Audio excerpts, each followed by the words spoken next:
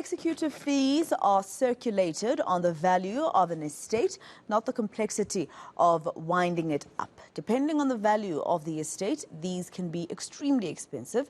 Added to this are conveyancer fees to value properties and transfer ownership.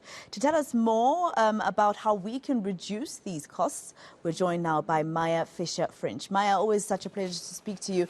Thank you for joining us and speaking to us here on the South African Morning. What can an executor charge for winding up an estate actually do for you?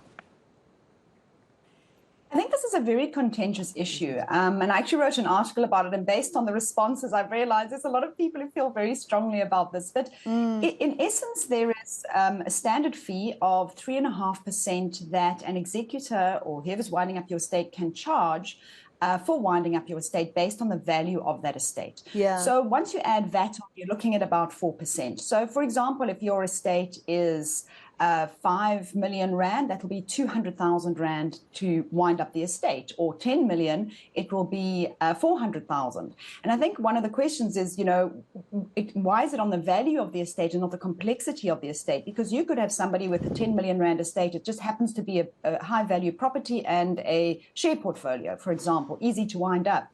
Yet but you could have a lower value estate at 2 million where there's a lot of complexities, you may have a few properties, or the admin's not in order, and yet you're paying effectively a lot lower rate. So I think that is part of the challenge when it comes to executor fees. I think why people are asking questions about it. And what about the work done and how you make sure that you, or at least your estate, is paying a fee that is reflective of that work?